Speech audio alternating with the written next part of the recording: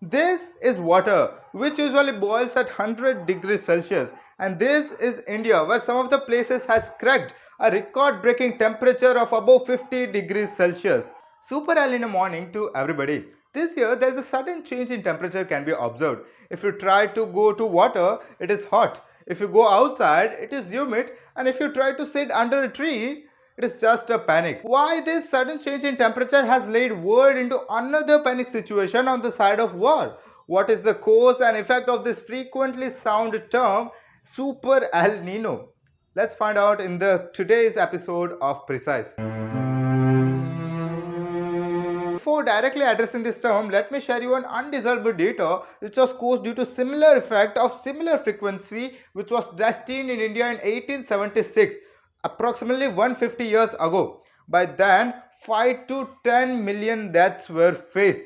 And not just only in India, but in the world, approximately 2 to 3% population was wiped out. It was called to be a deadliest famine happened in the history of El Nino till yet. Yes, till yet, because the scientists and researchers believe that the super El Nino which is forming this year can break the all very previous records. So let's dive into the concept of El Nino. See, basically we all are aware that poles are colder than equator. Is it? Poles are colder than equator, so it is a higher pressure zone. However, equator faces direct sunlight and is a buffer of a hotter air, and therefore it is a lower pressure zone. Whenever this hotter air arises, it forms vacuum, and to fill this vacuum, colder air from poles comes in such a way that they are direction from east to west. They are direction from east to west. This effect is known as Coriolis effect, and this winds which comes from poles in the direction of east to west, they are called easterlies.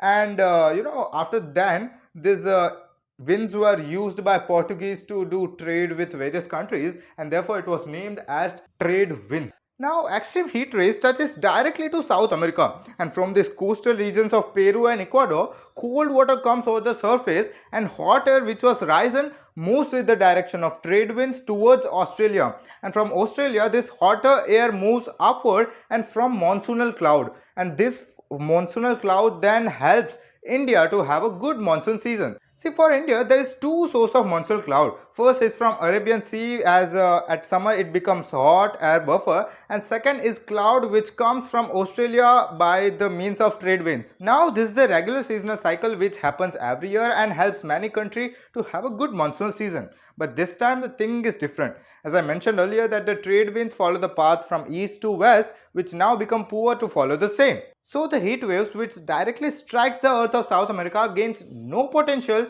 to move towards Australia. So what happens is the heat air rises and rains anywhere in the Pacific Ocean, floods in the America, and droughts for the world. This is the ideal situation which happens anywhere in 1, 3, 5 or 50 years is called El Nino effect, which means a small child refers to baby Jesus. World Meteorological Department has already warned to have 80% chances of El Nino, which will lead to have extreme temperature and even less rainfall. This El Nino is expected to panic world till September to November, and for India this is a peak sowing season. Everyone is waiting for good rainfall, but it is expected that due to super El Nino effect, even uncertain and less rainfall will be observed. Till yet, the year 2024 was considered to be the hottest year in the history of India, but this record may be broken down by this super El Nino effect. The temperatures of night has risen frequently than that of days. Even nights feel hotter. Due to rising temperature, the energy consumption of our country has already reached on its peak, and thus the prices of energy will also rise. Due to extreme temperature and less rainfall, the agricultural production will automatically get reduced, and thus prices of food will get rise. And add up with this, health expenses. India would suffer heavily due to negatively striking rainfall and temperatures, which could eventually lead to less agricultural production. However, agriculture contributes very less in the GDP but provides 40% of our employment in the country. This could directly strike our poor farmers. See, the war has already shaken the budget of every houses. Fuels on this fire, the super El Nino effect will make more catastrophic scenario. These events reminds India to be less dependent on agriculture and to go green over greed. To cope up with this scenario, we should try to ration our fruit.